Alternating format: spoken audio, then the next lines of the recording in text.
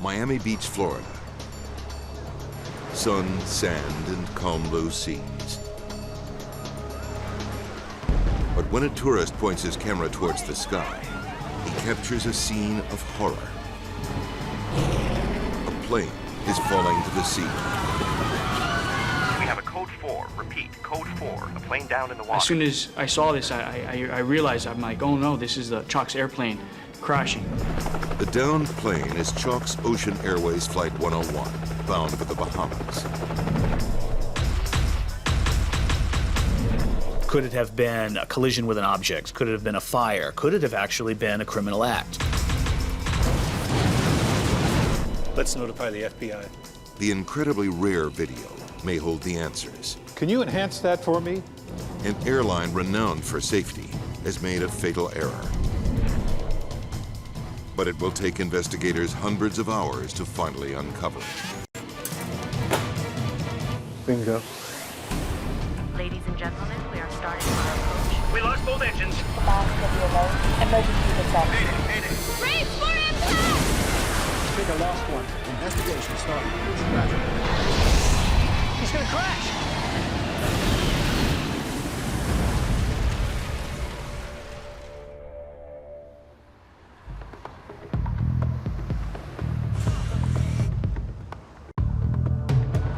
The Port of Miami, December 19th, 2005.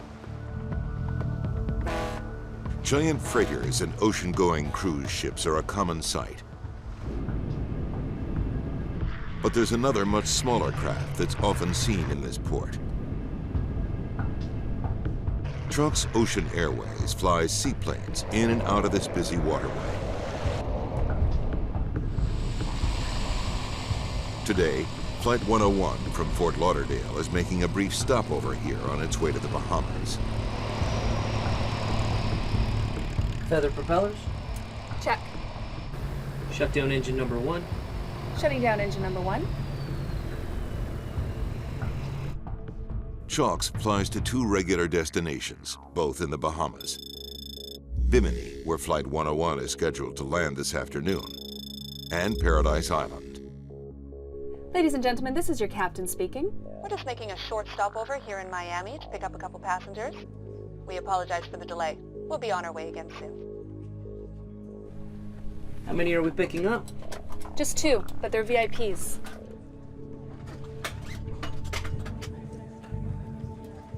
For a small community like Bimini, Chalk's seaplanes are a lifeline. And it's just so much easier in the seaplane to get to the North Island where most of the population is than going to the airport down there. So that was the main thing. It was a convenience factor. Welcome aboard. I see your boarding passes. Certainly.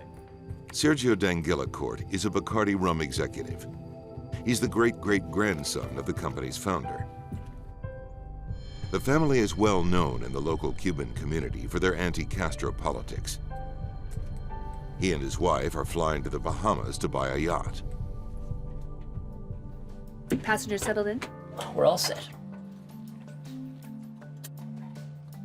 Good afternoon, folks. We'd like to welcome you aboard Chalk's Ocean Airways Flight 101 to Bimini. Our travel time to Bimini will be 25 minutes. Hope you enjoy the flight. Let's have the startup checklist, please. Roger. Michelle Marks is in command of today's flight. She was promoted to captain earlier this year. Fuel conditioner. First Officer Paul DeSanctis joined the airline 8 months ago. Starter on. Starter on. This is his first flight with Captain Marks. All clear to taxi? All clear.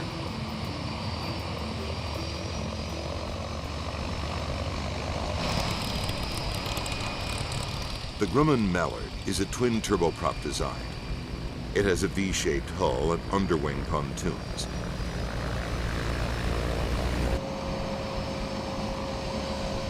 It's designed to carry up to 17 passengers. The plane has retractable landing gear, so it can operate on either land or sea. Gear coming up. Takeoff in the Mallard, depending on the days, it could be a lot of fun or it could be a real challenge. Weight and balance check. We're good. The Miami seaplane base has no control tower. The crew has to keep a lookout for boat traffic as they taxi through one of the busiest ports in the world. Taking off out of Miami in the shipping channel, it's kind of like trying to take off during rush hour traffic. You've got boat traffic, wave traffic, the wind, the airplane to deal with, and everybody's going different speeds, and you're trying to get up and go and navigate around everybody, so it was always a handful. Flight 101 will take off from X-44, a seaplane base near a channel known as Government Cut. Prepare for takeoff. Roger. Ready to take off. Both pilots have their hand on the throttles. It's to prevent the captain from inadvertently pulling back if the plane hits a wave. 45 knots. 50 knots.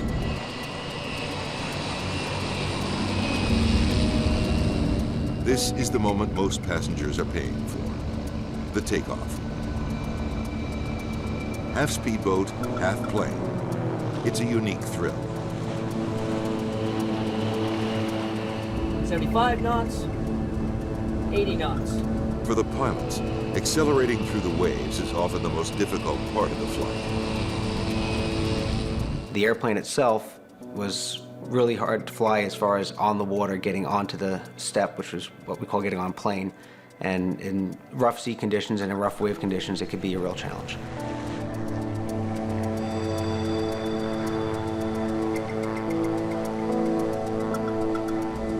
But this takeoff goes smoothly. Flight 101 is no longer a boat.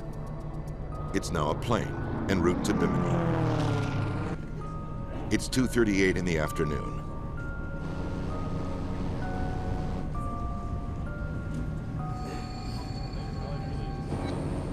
The plane's flight path takes it past South Beach, where sunbathers and surfers are out in force.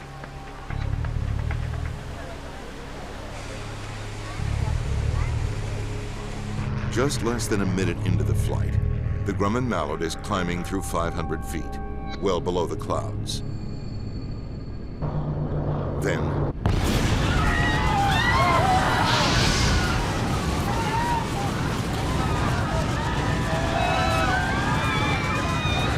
the plane rolls violently and dives.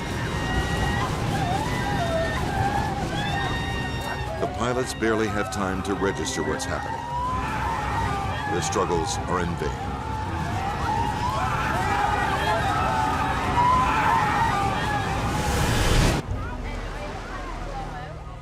By chance, a tourist from New York catches Flight 101's final moments on his camera.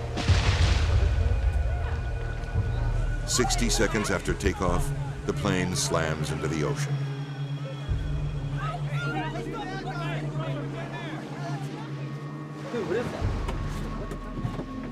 Lucas Bocanegra is a lifeguard stationed on South Beach near the Chalk's Ocean Airways sea lane.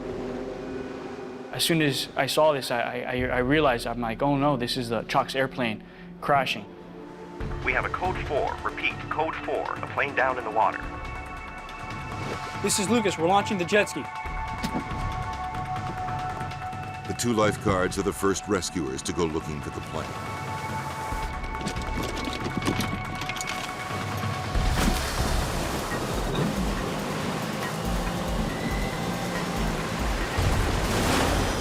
We drove as fast as we could to the scene of the accident.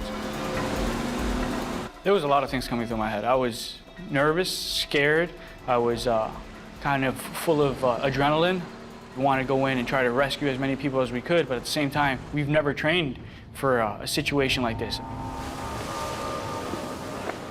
As soon as we turned Government Cut, those jetty rocks, we noticed that it was very calm, very quiet. It wasn't like the ocean side where it was very rough. There was no waves. It was very, kind of very eerie.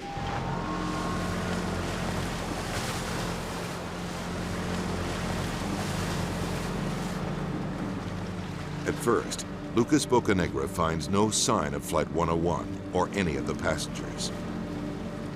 Little by little, we started seeing debris float up onto the surface of the water.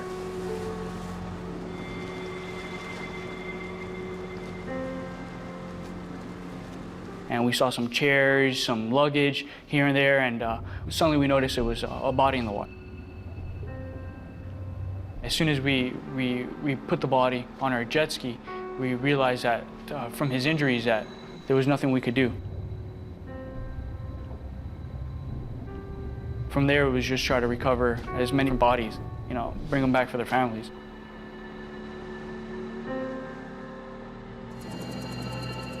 News crews swarmed the beach. Chalk's Flight 101 plummeted into the channel in full view of tourists lining Miami Beach. Even a fraction of a second, the whole plane was engulfed in flames. Black smoke and then an explosion. Pure fire in the sky. It was so surreal, we couldn't believe that we actually witnessed that. Chopper 4 over the wreckage as Miami Beach Coast Guard look for any survivors. But the effort is futile. We retrieved some of the bodies, but we were unable to find anyone that had survived. All 20 people on board are dead, including pilots Paul DeSanctis and Michelle Marks. The residents of Bimini are devastated by the horrific news. I was very sad for the crew and the friends that I had lost on the airplane. You never expect an accident to actually happen. And to see that on television like I did, it was very, very sad. In Washington, senior NTSB investigator Bill English is put on the case. I was just in my office doing some routine paperwork for something else, and the director stuck his head around the corner and said, "Oh, there's been an accident." And I said, "Well, what is it?" And he mentioned a Grumman mallard. So I immediately knew it had to be Chalk's. Within hours, investigators are at the crash site, where 19 bodies have been recovered. One is still missing. I was very familiar with Chalk's Airways. I'm a seaplane-rated pilot myself, and there is the reputation, the legend of Chalk's Airways, the oldest continuously operating airline. Chalk's has a long and rich history. The airline was founded in 1917. During the Prohibition era, passenger lists included notorious rum runners, and later, Hollywood movie stars. Chalk's planes even patrolled for German U-boats during World War II. The novelty of flying at Chalk's, it was just all that history, all the people that have gone, and it was really a great place to work for that. The Grumman Mallard flying boat that crashed was built in 1947. Chalk's Ocean Airways is the only airline that uses mallards to transport passengers. They're not really a mainstream type of airplane, and so there's always that nostalgia about them.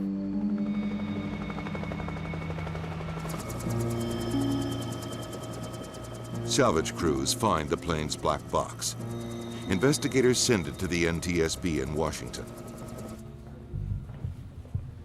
The box promises to reveal critical information about what the pilots were doing in the seconds leading up to the tragic mid-air disaster.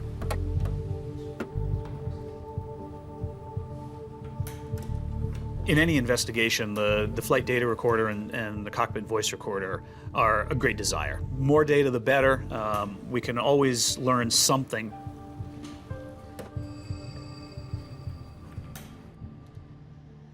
But Bill English knows he isn't going to get all the data he wants. Okay, thanks. The only recorder on board the Mallard was a cockpit voice recorder, or CVR.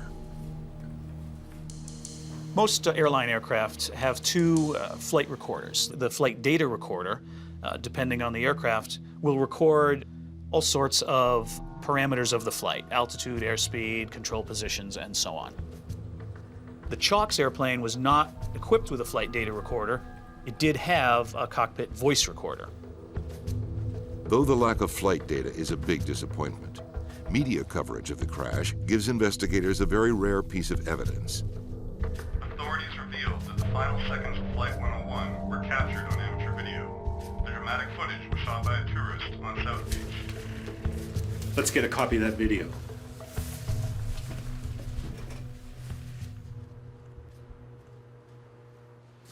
Okay, let's see it.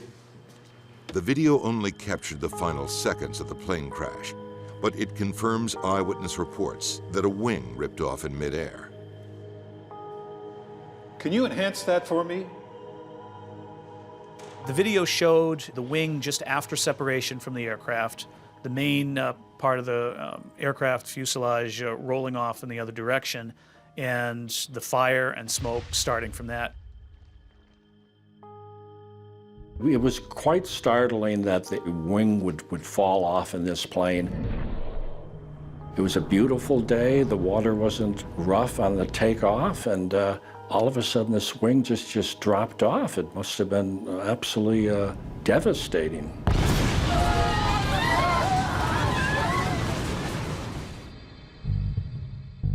However, the video can't reveal why the wing came off. Answers to that question may lie at the crash site, where salvage crews are finishing their recovery of the wreckage of Flight 101. The right wing is found, separate from the plane, but largely intact. Wings falling off aircraft, modern day situations, is a very rare, extreme event, and there's only been a few cases of them in the past 20 or 30 years.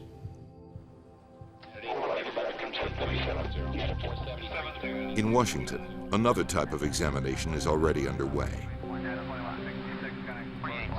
At the NTSB lab, technicians are busy analyzing the Mallard's cockpit voice recorder.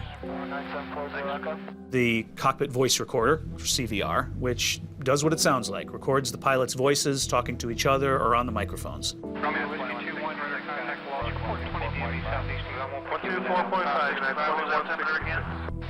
But the tape is a jumble of voices and sounds. Technicians can't retrieve any useful information. It turned out that the erase head function, it's just like a tape recorder that most people are familiar with. It didn't erase the old stuff, so every subsequent flight kept getting recorded over and over and over again, and just became a muddled sound, and it wasn't audible to us or useful. It's another setback.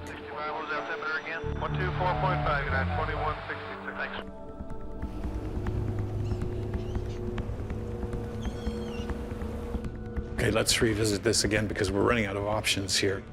Investigators have fewer and fewer tools to work with. Bill English considers the possibility that Flight 101 hit turbulence so violent that it tore the plane apart. But the weather on the day of the crash doesn't support that theory. There were no storms that could have caused such severe turbulence. Clearly, something else had torn this plane apart. There's a possibility the Mallard collided with something in the water before takeoff. Seaplanes don't take off of a conventional runway. They're in water where there can be things like logs or other debris, which could potentially cause structural issues with an aircraft.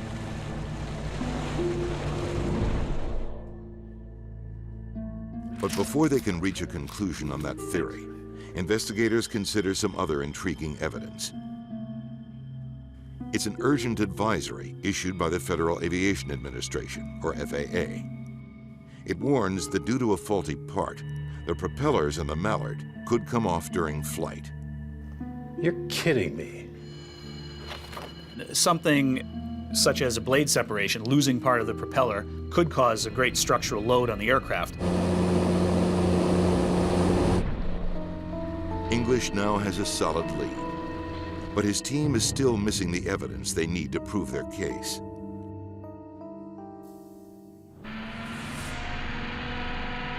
The entire island is devastated by the loss of life as investigators searching for answers wait for more wreckage to be pulled from the sea. In the aftermath of the crash, Chalk's Ocean Airways grounds its remaining fleet of 4 Grumman Mallards.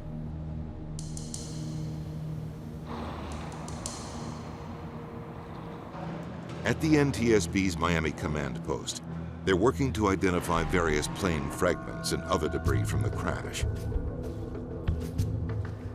We started out with the wing itself that separated. the spar, which is the main part of the structure of the wing, and any of the other fracture surfaces, looking for obvious initiation factors. They carefully examine the propellers, looking for evidence that might confirm suspicions raised by the FAA advisory.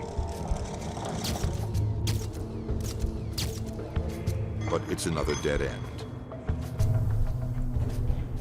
We're able to determine all the blades were attached, and the bending that we saw was the expected pattern from proper operation when those blades hit the water.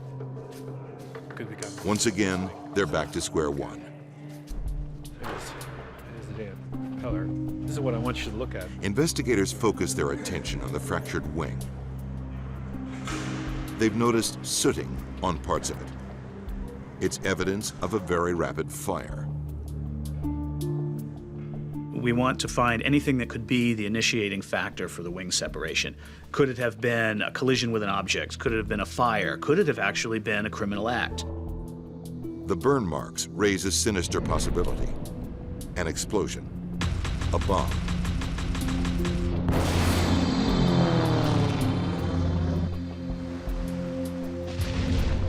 This now falls outside the NTSB's area of expertise and authority.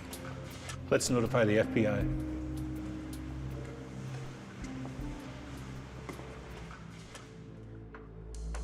The FBI helps us in many of our investigations, and we will utilize some of their experts to rule out terrorism or a criminal act.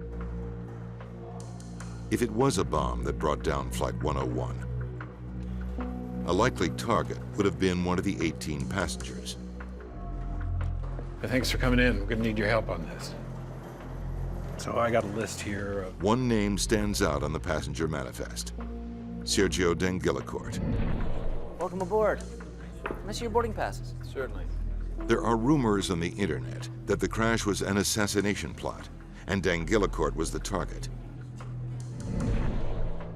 His family made a fortune in pre-Castro Cuba.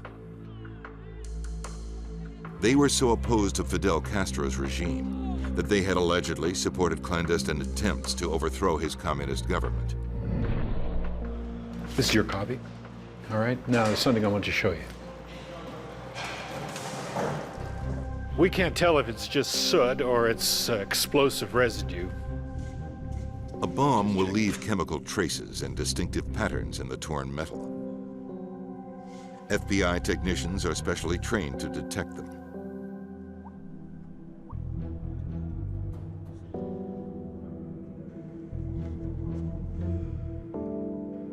The samples from the wreckage will be tested at FBI labs in Quantico, Virginia.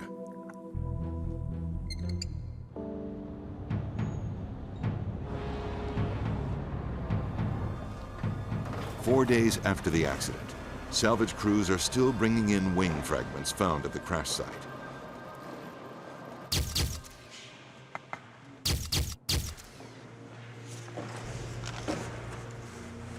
So we need everything that looks like it come from the right wing.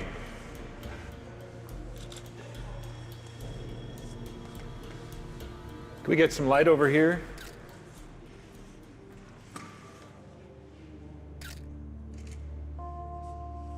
Overstress.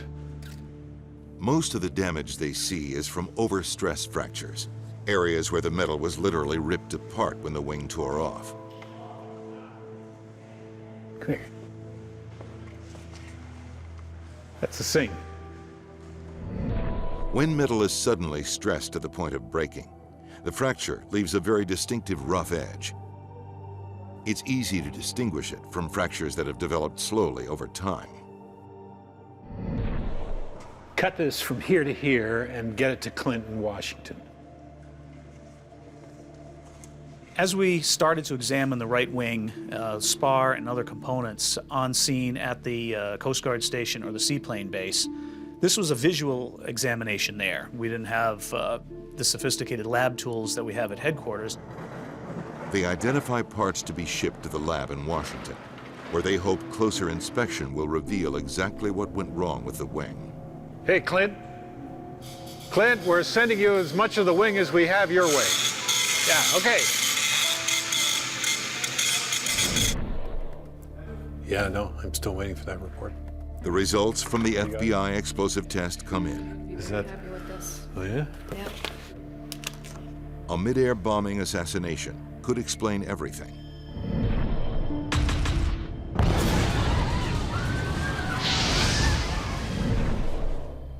But there is no explosive residue on the wreckage. Okay, so that rules that out.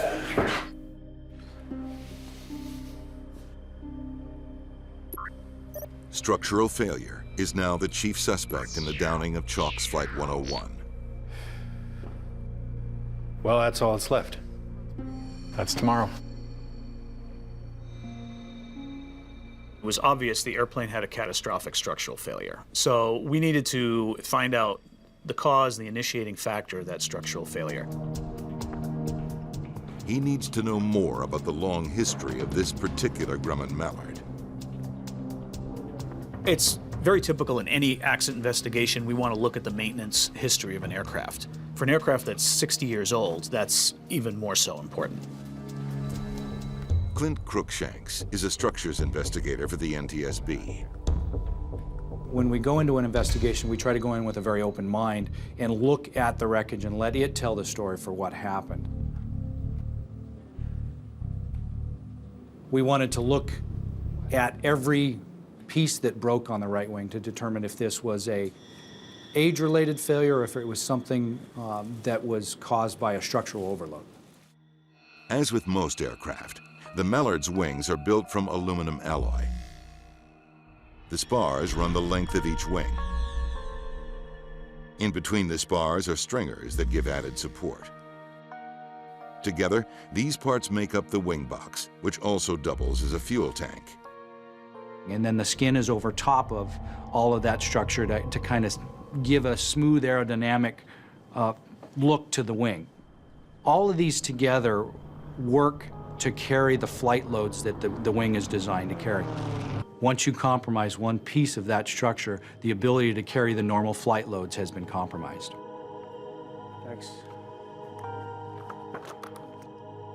Over the years, the wing box had been repaired many times. Chalk's mechanics had patched up areas damaged by corrosion, which is not unusual for an aging aircraft, especially a seaplane. The fact that they land on water means that their takeoff and landing loads are different than you would have on a land-based airplane. Also, they're always in water, and the corrosive effects of water are going to happen more readily on those airplanes. But when investigators examine the rest of the Chalk's fleet, they find that the Mallards are in far worse shape than they imagined. Corrosion repairs. Corrosion. Corrosion. Corrosion. Corrosion. Corrosion repairs. Lots of them. The accident airplane and the other airplanes in Chalk's fleet were rife with maintenance issues. Corrosion was rampant on all the airplanes. There was evidence of shoddy maintenance practices on all of their other airplanes. Many of the repairs exhibited extremely poor workmanship in quality, double, triple drilling of holes, excessive grinding of corrosion, scars on the material, and this involved the structural repairs that were made to the aircraft over the past few years. Crookshank's attention is drawn to a section of the lower right wing. There is a metal patch called a doubler on the surface of the wing's skin. A doubler is simply a sheet of metal that goes over top of the skin, and it acts as a load transfer. It acts as a second piece of skin to patch the crack. It's kind of like the patch on a pair of jeans. This is a big repair job. You sure we don't have anything on this?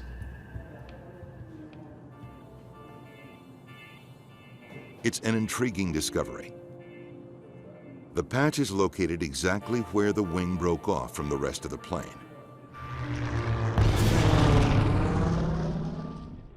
When he takes a closer look at this section of the wing, Crookshanks notices the edges are smooth and shiny, totally unlike the rough edges he's been seeing on other debris.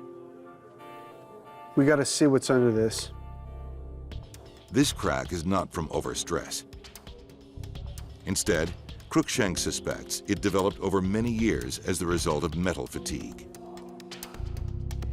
Metal fatigue is the process by which any piece of metal, a wing spar or anything, is repetitively loaded and unloaded. You can think of it as bending a paperclip back and forth, and everyone's done this, and after a while, it eventually breaks. Metal fatigue in the wings is caused by the stress of flight over the lifetime of the aircraft. Cruikshanks is eager to find out what's underneath the metal patch.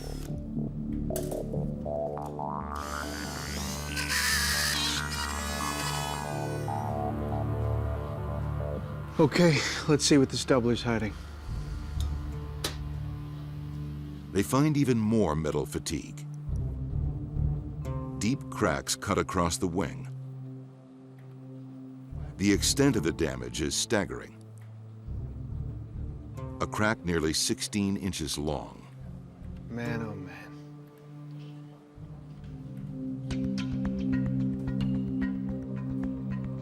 Investigating further, Cruikshanks makes another disturbing find. 3 machined holes in the skin forward of the leading edge. All 3 appear to be stop drill holes. The holes indicate that Chalk's mechanics had been trying to stop the crack from spreading further. Years earlier, a mechanic had spotted the crack on the lower surface of the wing.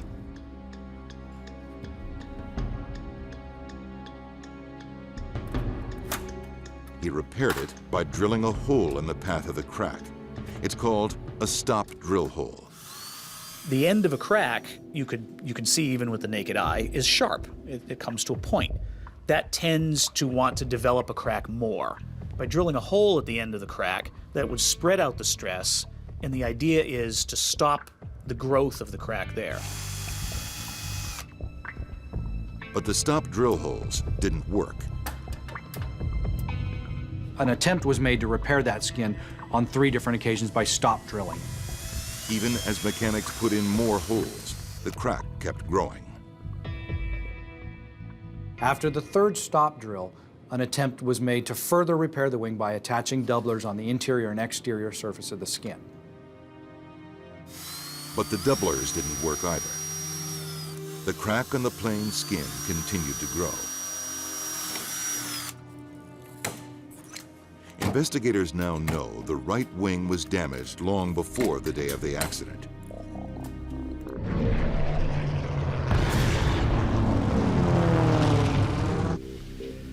What they don't understand is why the crack could not be stopped. Approved. But a glimmer of an answer comes when they learn the plane was sending out warning signs of a deeper, more serious problem. The Chalk's airplane involved in the accident were showing evidence of chronic fuel leaks for a long period of time, for many years. According to the log, fuel leaks from the right wing were repaired again and again, but they kept happening.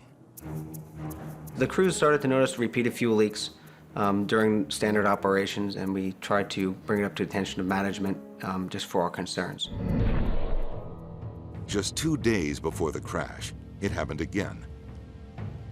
While doing routine maintenance on the Mallard, a mechanic came across fuel dripping from the right wing. They always addressed the problem with trying to reseal the fuel tanks or trying to fix whatever problem they thought they had. It always seemed to be a reoccurring issue. The procedure for plugging a leak was to apply a chemical sealant to the inside of the empty fuel tank.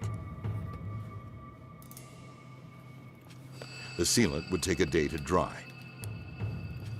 Then the plane could be refueled and returned to service.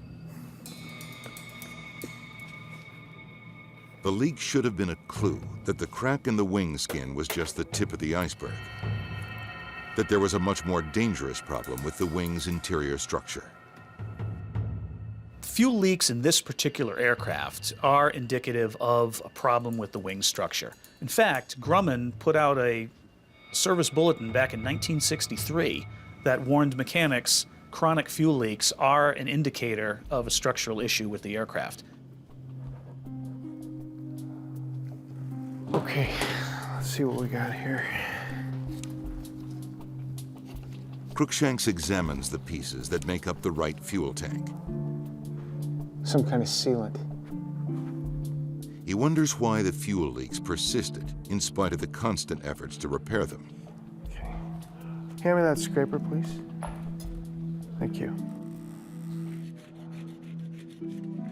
Beneath the layers of sealant, he finds the answer. Bingo. Cracks in a critical support beam called a Z-stringer. It's the piece that the plane's skin was directly attached to. All right, will you finish cleaning this off and then get some pictures, okay? Thank you.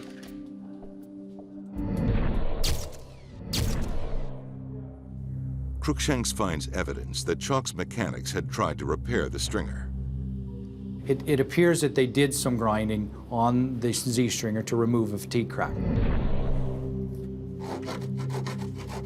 However, they never went back in and re-inspected that area. Instead, they only applied chemical sealant to the area to make it leak-proof. And in the process, concealed the damage. Chalks made repeated attempts to repair the airplane by stop drilling the wing skin cracks, adding doublers over top of the cracks. But they never addressed the root of the problem, which is the cracked Z-stringer. The reason they couldn't address the Z-stringer is it was covered in fuel tank sealant. The broken Z-stringer weakened the entire wing. Now, with every takeoff and landing, the plane's skin was absorbing the forces. Over time, the skin began to crack as well. The final outcome was inevitable. The fatigue cracking reached critical length and the wing separated from the airplane.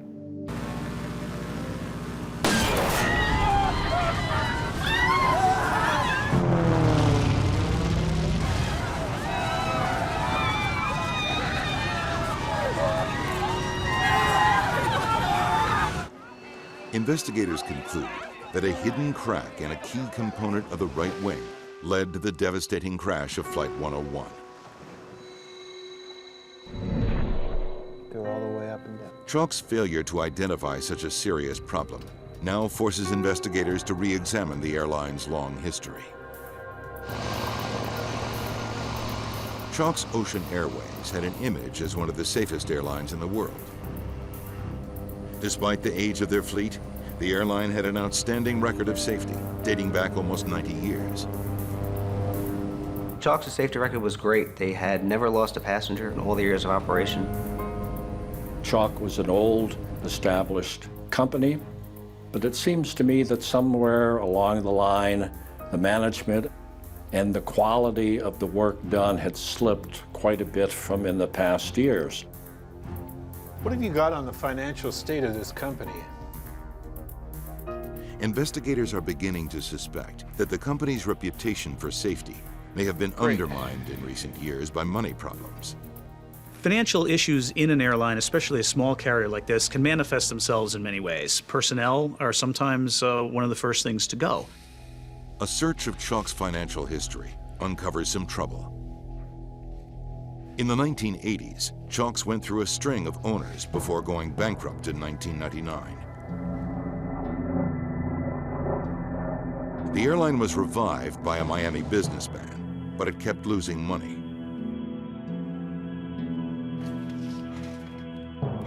Just a few months before the crash, the last attempt to sell the business fell through. Not doing so well.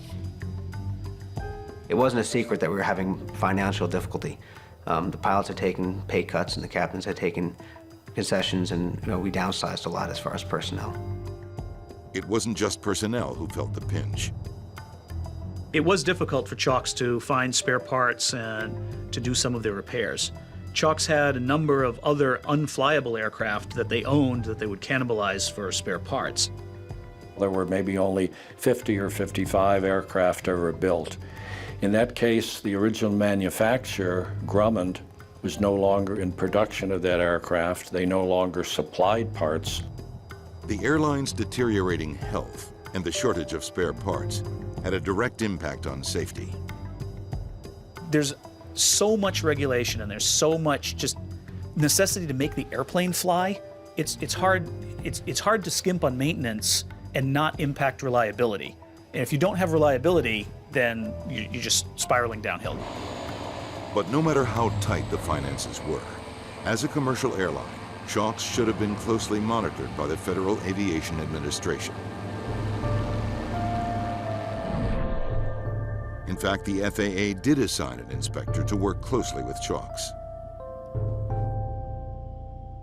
The FAA inspector, which is called a principal maintenance inspector, was responsible for the oversight of the maintenance program as carried out by CHOCS. The inspector was aware the plane was suffering from chronic fuel leaks. And yet, inexplicably, he gave CHOCS a clean bill of health just 2 months before the crash.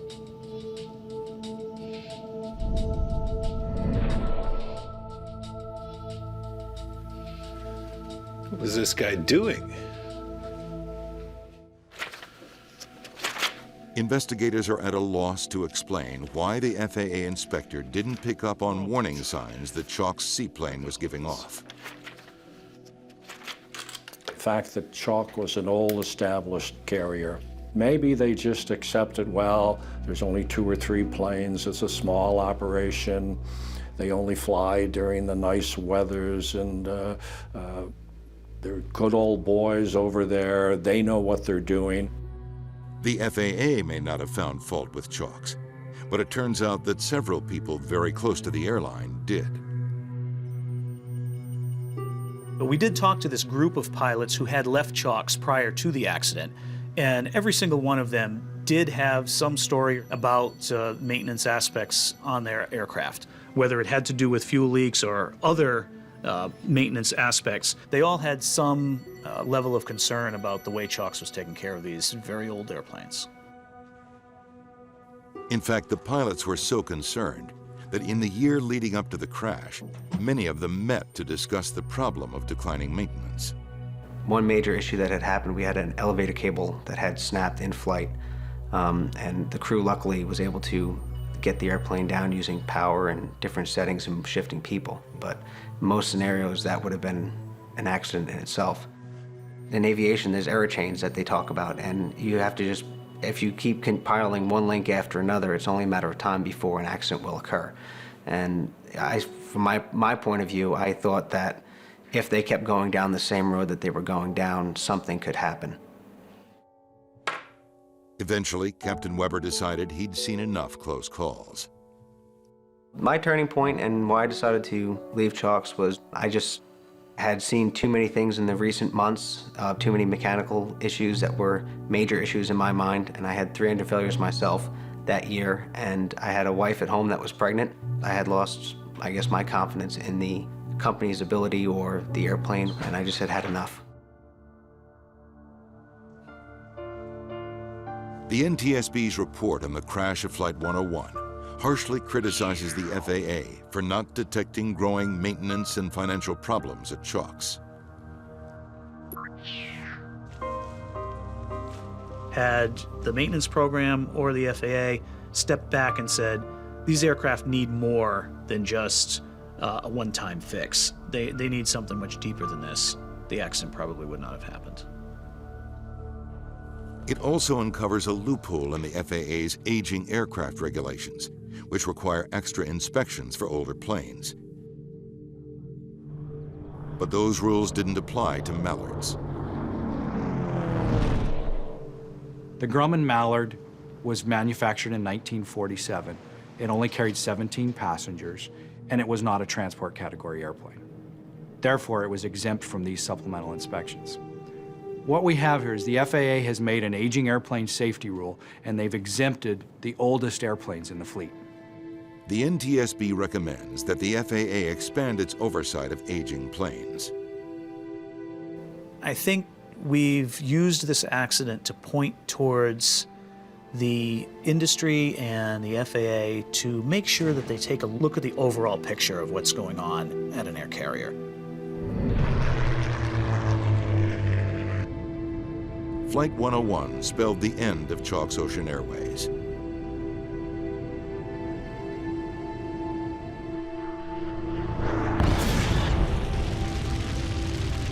A few months after the report was released, the airline shut down. There was a lot of history and a lot of family community involved with the passengers as well as the people in the airline. So to see the whole airline and everything else kind of go down with the airplane is additionally, emotional for everybody that ever worked there or ever loved the airplanes.